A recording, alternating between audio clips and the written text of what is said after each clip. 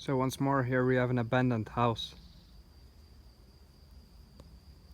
The back is a little shed, and up here you see these trees, which look a bit frightening.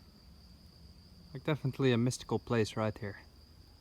Seems like there are some old structures over there. This place definitely has an energy. Let's check it out. So you get this here, which is well, not necessarily a house, but here we have could have been sheds or something. And this is easily hundreds of years old, especially if you look at the way the stones have been piled up. It's very old. I don't think these would have been houses right here. Probably it's just a shed or something to store booze, I know, because like half in the ground to keep it cool. But this is very old. This is not a winemaking region, but certainly people make rakia.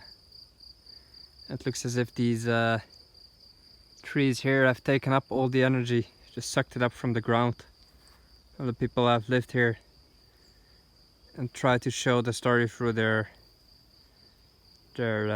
branches that move in all directions. Looks like a bit of a trouble tree, all of them in a way, which is I'm kind of interested by.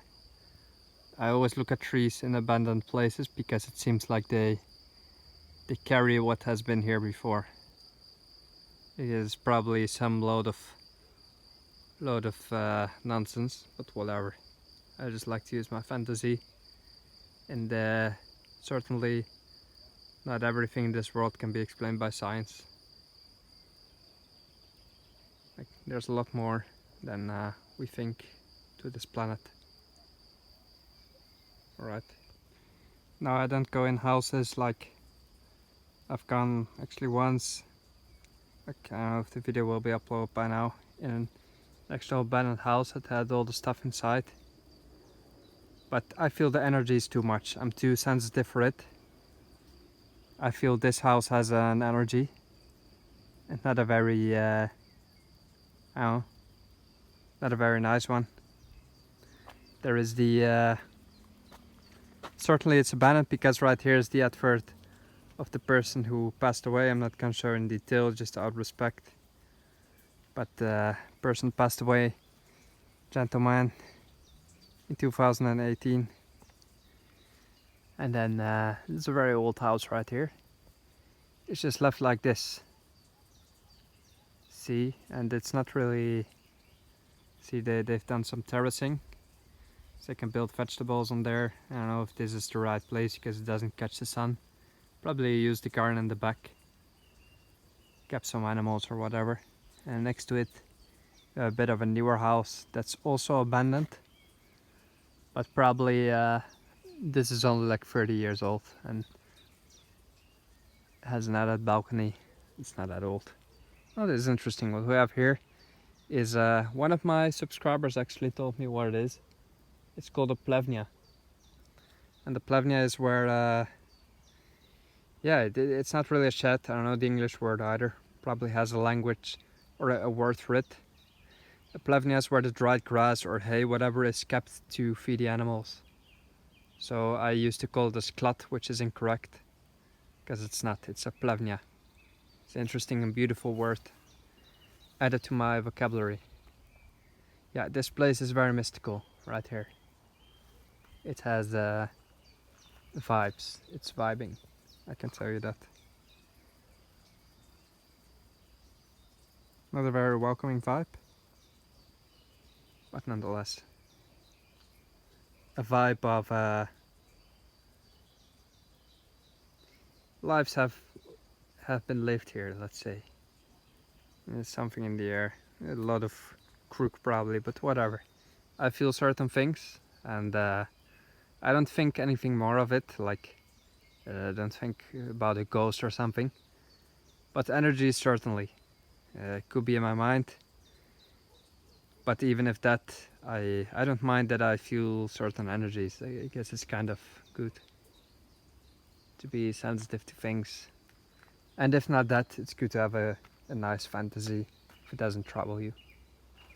Alright, you can look at these trees right here, which also look for some reason just very troubled. Everything looks very troubled here. And a bit subtropical even, just the way the leaves start at the ground. It rains a lot here in this area. That's also why it's also beautifully green. But yeah, it's just not an easy life here, trust me. You can see by the old Plevnia, it's just collapsed out of misery. It's too bad, too bad. It took so much effort to make this 100 or something years ago. Probably not, I see the roofing is not that old. Let's say 50, 60 years ago, whatever. Yeah, it's not such an old one. But a lot of work goes into these things, don't forget that. You can see just the trees, it's just, it's not abandoned since long, like I said, 2018. There was phone lines, whatever. There's electricity, it has everything, but just a bit too high up to be replaced by a new person. Now here we see some more of the mystique of the forest. These trees have not been chopped, they've been snapped in half during a storm. As you can see, all of them up there just snapped off and just fell down. So it's one thing to snap these trees just through the middle, and another thing to have them just fall down all the way like this. See, these over there are ripped out of the ground by their see, in its entirety, and that's a very thin tree, so the wind must have been so strong, and the rain, I guess, down here, that still it managed to pull that little tree out. Like, if it's bigger, probably has bigger roots, but it has more place for the wind to catch it. This one doesn't, and that's the enormous force of the nature of the forest. And this is right next to the city. You can find yourself in one of these storms quite easily in the mountains. The mountains are very treacherous. You would not want to stand here if any of this happens, because you're done.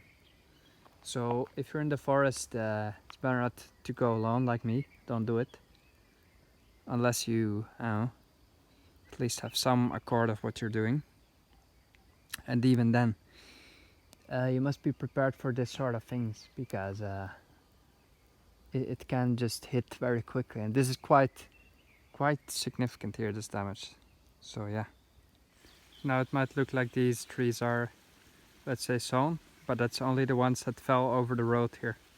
So they've just sawn them when they fell over the road, just to clear the path, let's say, and then leave this down here. So it's just been cut in half.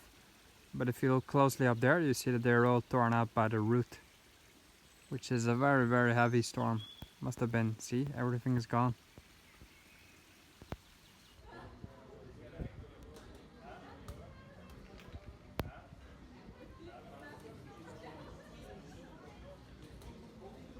So this was a pretty special day, guys.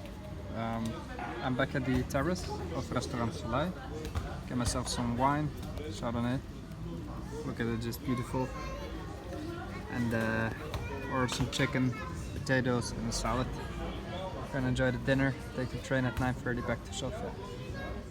Here's the salad with quinoa and avocado. It's real nice. Got the Kartoffi Soleil, the Soleil potatoes named after the restaurant. Looks really good, has a spicy sauce. The salad was great, just a wonderful time here in Svoge. What a day. I'm glad I went. And got a chicken as well with cornflakes. All homemade, these things, so it's absolutely wonderful. It's good I have a fast metabolism, otherwise Bulgaria would have been pretty rough for me. But all this is pretty good.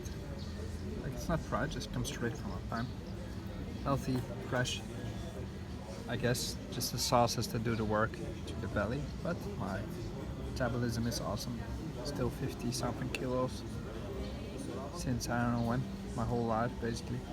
So yeah, Gonna enjoy the chicken and potatoes. Coffee to go, cappuccino from the restaurant. Again, I paid 23 leva for everything in total, which is a salad, good salad. Then chicken wings, potatoes. What else did I have? I had 3 sauces, don't know why, but she kind of was upselling me sauces, which I guess that's fine. I like sauces and I enjoy them. But and I had a glass of wine, I had a soda, and a coffee, and that's for the grand total of 11 euros, which is again a fabulous price. It's a bargain to go to Svaga for your meals. There's a few hotels as well. You can even sleep at this restaurant. They have some rooms upstairs, pretty nice, I guess. It's a nice little complex. And now I'll go home because the day trip is over, and it was again a successful one.